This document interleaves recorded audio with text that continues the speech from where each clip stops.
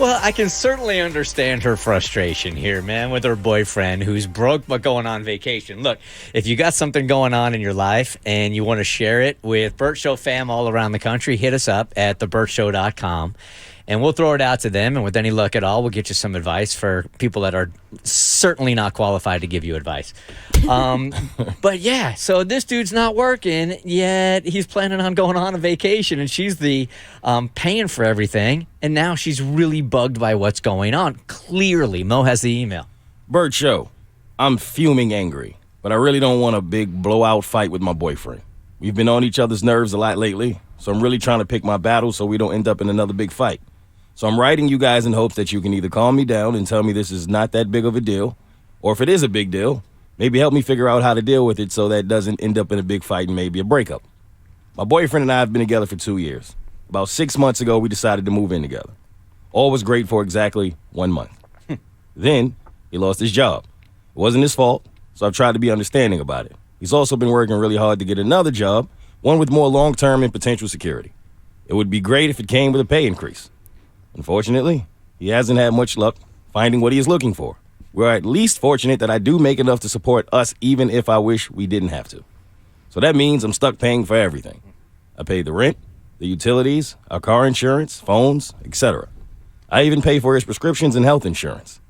Well, last night he mentioned a bachelor trip he's supposed to go to for his brother, who is getting married. The trip is in a little over a month. That involves flight, hotel, etc.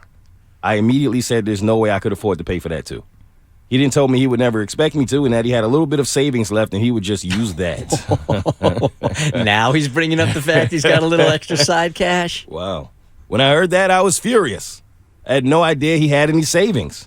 If he did, I could maybe be okay with it if he had wanted to keep it there for emergencies.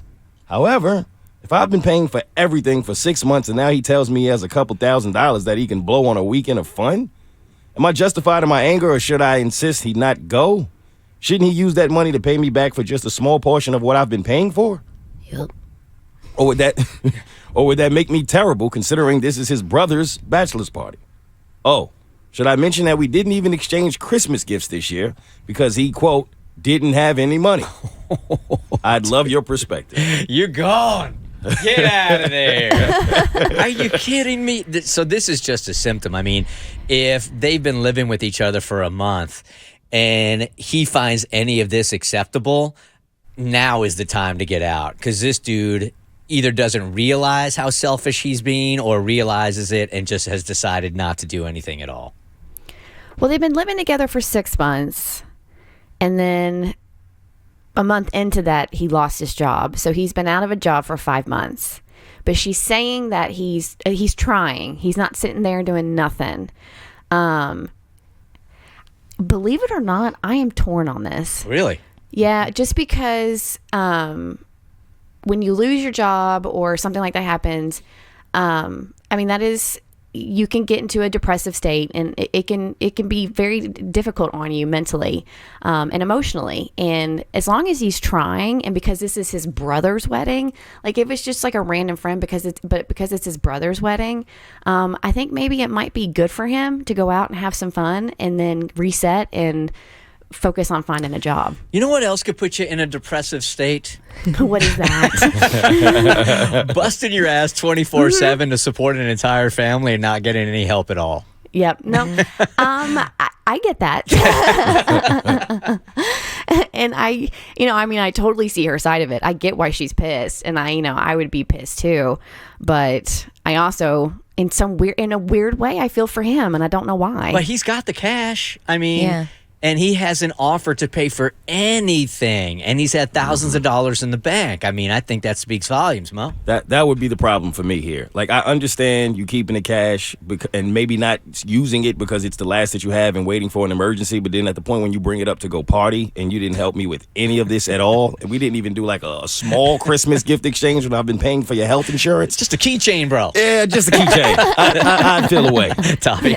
Yeah, Christmas gift. Give one of those like airbrush T-shirts from Myrtle Beach that says like Sandy and Freeloader forever. Like something. But you should have given her the ability to be that martyr. To say like, yeah, I got a couple thousand in savings, I can do this, and then giving her the opportunity to be like, no, I got this. Like, just hold on to that for an emergency, and then it could be discussed if that emergency could be a bachelor party for your brother's weekend. Because I can't understand 6 months going by of unemployment. Cassie. I can't. It's tough. My husband has been employed in the past, like years ago. It's really tough to find a new job despite looking. So I feel for him. I'm on team him, actually. Like, I think that he should have had a conversation about the finances, but it's not like she took on an extra job to keep them afloat. She's just working like she normally does. And that's what you do in a relationship. You support the other person when they're down. It's his brother's bachelor party. Like, I could not fathom being told I can't go to my sister's bachelorette party because I don't have a job. I'm on team kiss my ass because, and I'll tell you what, not you, this dude, because Just thank you for clarifying. because this dude has had money and hasn't like offered up anything. Look, I can totally understand being out of work, how it could have an effect on your mental health, but the fact that he hasn't offered anything while having money in the bank is a huge problem. Maybe he was saving it for the bachelor party because he knew it was coming up. Like, maybe that was his fund for the bachelor party. That I should think be too- talked about. That doesn't help. Then I think too, if he would have approached it better, as far as like not telling her he's going to the bachelor party, but coming to her and being like, hey, I know you've been footing the bill on everything. I have some money in savings and I really wanted to use it for my brother's bachelor party. Would you be okay with that? I think that would have shown a little more respect. That's fair. Dottie. And there's about 78% of a sentence that Cassie said that I agree with. She said relationships, when you're in a relationship and someone's down and out, you help them, and that's what you do, and there's that balance.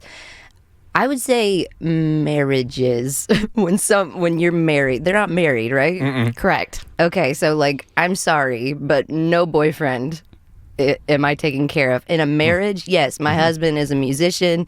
Pandemic knocked out the music industry.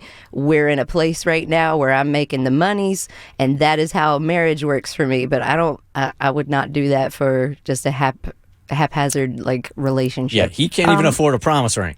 Yeah. I did that. So did I. All right. Well, the two of you would not be married if Dottie was your mom right now. And also this avoid big fight thing that she said, I have been so guilty of this, not only in the past, but now also, where I will avoid a big fight and I will put it off by trying to figure out how to pick and choose my words carefully to get into a conversation that I know is going to be stressful. And I spend so much time on that I don't ever bring it up at all. And it doesn't do anything except create resentment in the long run. I don't really know how to deal with these big fight situations very well. Are you guys good at that? Yeah, I have to take a beat. Like I'm not one that has to talk about it immediately or can talk about it immediately. I need to remove myself from the situation and really dissect my thoughts and process my feelings and why I'm feeling that way and how to best address it. And then I come in and I'm like, all right, we need to talk about this and try to talk about it as respectfully as possible. So Kristen is a lot like my husband Blair, except he'll go in the middle of a sentence. Oh. What do you mean? like I want to talk about it right now, Uh-huh. and I'm talking, yapping, and then he needs to go process, and he'll literally just leave the room. And I'll I'm like, do that too. that drives me insane. Yeah, I've wanted to process and actually drive across the country and never come back. I've done that as well. Sorry, I had to process in Cancun. Sorry. Vacation time. The Bert Show.